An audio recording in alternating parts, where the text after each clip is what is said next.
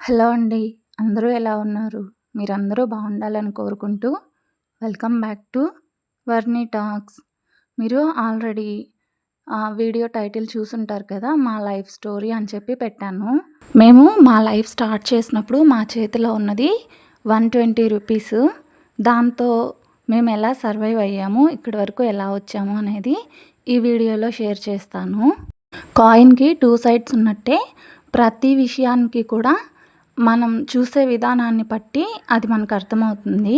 ఇప్పుడు నేను చెప్పేది విని ఇదంతా చెప్పాల్సిన అవసరం ఏముంది అనుకునే వాళ్ళు కొంతమంది అయితే, కొంచెం పాజిటివ్‌గా ఆలోచించి మోటివేట్ అయ్యేవాళ్ళు ఇంకొంతమంది ఉంటారు. అరే కొంచెం గట్టిగా ట్రై చేస్తే లక్షల కొద్దీ సంపాదించకపోయినా సరే మనమంటూ మన లైఫ్‌ని మనకు నచ్చినట్టు సెట్ చేసుకోవచ్చు, ప్రయత్నించొచ్చు అనుకునే వాళ్ళు ఇంకొంతమంది ఉంటారు. అలాంటి వాళ్ళు వీడియో ఖచ్చితంగా చూడండి. వీడియో లాస్ట్ వరకు చూడండబ్బా! అప్పుడే అర్థమవుతుంది అసలు వీడియోలో ఏముంది కంటెంట్ అనేది. స్టార్టింగ్‌లో ఇంట్రడక్షన్ తోటే అయిపోతుంది. ఒక 1 మినిట్, 2 మినిట్స్ అలా ఎళ్ళిపోతుంది. ఆ తర్వాత నుంచే కదా అసలు వీడియో ఏంటనేది తెలుస్తుంది. ఇప్పుడైనా, ఎప్పుడైనా సరే డబ్బు చుట్టూనే మనిషి లైఫ్ తిరుగుతూ ఉంటుంది. డబ్బున్న ప్రతి ఒక్కరూ ఆనందంగా ఉంటారో లేదో నాకు తెలియదు కానీ, మనిషి బ్రతకాలన్నా, 10 మందిలో గౌరవంగా ఉండాలన్నా సరే ముందు కావాల్సింది డబ్బే. ఇది మా లైఫ్ స్టోరీ అని చెప్పాను కానీ, సక్సెస్ స్టోరీ అని అయితే చెప్పను. ఒకవేళ మనిషి సక్సెస్‌ని డబ్బుతో మాత్రమే అంచనా వేయగలిగితే, మేము చేయాల్సింది ఇంకా చాలా చాలా ఉంది. 2013లో నేను చెప్పాను కదా! ₹120తో లైఫ్ స్టార్ట్ అయిందని చెప్పి. అప్పుడే అనమాట. ఇంకా అప్పటి నుంచి అసలు లైఫ్ అంటే ఏంటి, ఎలా ఉంటుంది అనేది అర్థమైంది.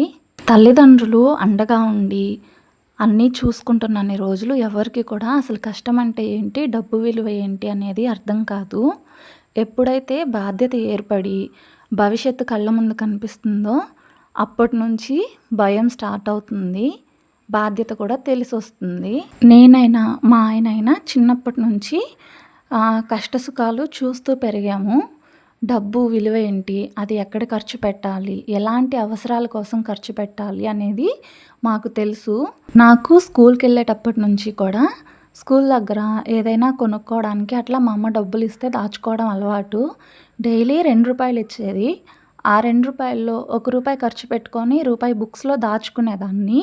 ఒక్కొక్కసారి అయితే ₹2 కూడా అలాగే దాచుకొని ఎప్పుడైనా నాకు పెన్సిల్, నోట్‌బుక్స్ లాంటివి కావాలంటే మళ్ళీ ఇంకా మా అమ్మ, నాన్నని అడగకుండా నేను దాచుకున్న డబ్బులతో కొనుక్కునేదాన్ని. ఇంకా మా ఆయన కూడా సేమ్ నాలాగే అన్నమాట. మా పెళ్ళప్పుడు ఆయనకొక 20 సంవత్సరాల వయసుంటది. ఆ వయసులో అంటే ఇంకా ఫ్రెండ్స్ అని చిన్న చిన్న సరదాలని ఉంటాయి కదా! అలాంటివేవి కూడా ఆయనకి తెలియదన్నమాట. ఎంతసేపు పని చేసుకున్నామా, ఫ్యామిలీని చూసుకున్నామా అన్నట్లే ఉండేవారు తప్పితే ఈ బయట చిన్న చిన్న సంతోషాలు, సరదాలు లాంటివి తెలీదు. ఇవే కారణాలు కావచ్చు. అంటే చాలా తక్కువ అంటే ₹120తో లైఫ్ స్టార్ట్ చేసినా కూడా మాకు పెద్ద కష్టం అని ఏమి అనిపించలేదు. ఎందుకంటే ఇంకా చేతిలో పని ఉంది. మా ఆయన డ్రైవింగ్ చేస్తారు. చేతిలో పనుంది. ఎలాగోలా ముందుకెళ్ళగలము అనే ధైర్యం ఉండింది.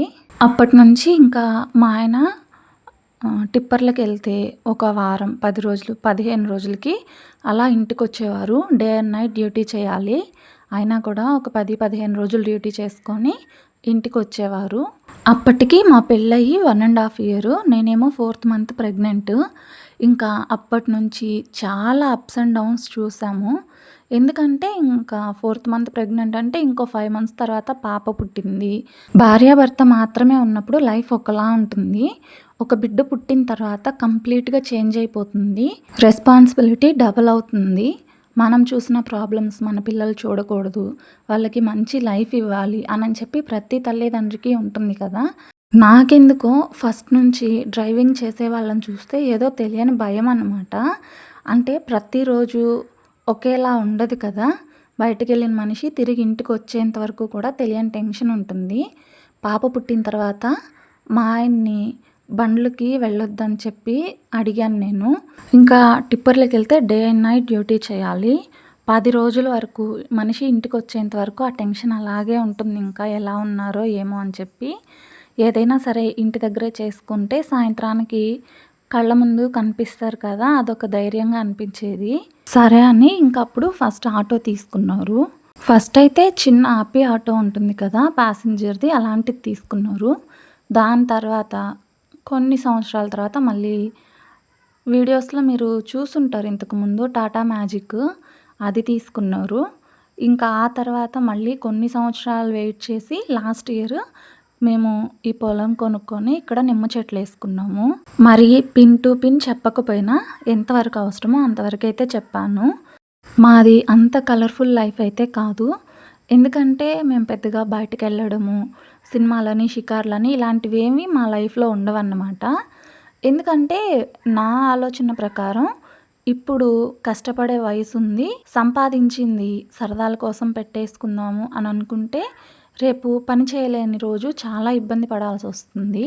అలాగని కంప్లీట్‌గా అన్ని సంతోషాలు చంపేసుకోమనైతే కాదు గానీ, ఖర్చు ఎక్కడ పెట్టాలి? ఎక్కడ సేవ్ చేసుకోవాలి? మన సంపాదన ఎంత? మనం ఎంత ఖర్చు పెడుతున్నాము? ఎంత పొదుపు చేస్తున్నామనేది మనకొక అవగాహన ఉండాలి. మనము ఎప్పుడైనా సరే మనకంటే కొంచెం బెటర్ పొజిషన్‌లో ఉన్న వాళ్ళతో మనల్ని కంపేర్ చేసుకున్నామంటే, వాళ్ళ సరదాలు, సంతోషాలు మనకి కావాలనిపిస్తుంది. అలాంటప్పుడే లైఫ్ తారుమారవుతుంది. అలా కాకుండా మనకంటే కొంచెం డౌన్ ఉంటారు కదా! వాళ్ళని చూసామంటే, సరే వీళ్ళకంటే మనం బాగున్నాం కదా! ఇంకొంచెం కష్టపడి ఇంకాస్త బెటర్‌గా లైఫ్‌ని లీడ్ చేయాలి అనేది మనం రియలైజ్ అవ్వగలము. వీడియో నచ్చితే లైక్ చేసి ఛానల్‌ని సబ్స్క్రైబ్ చేసుకోండి. ఇంకో వీడియోలో మళ్ళీ కలుద్దాం.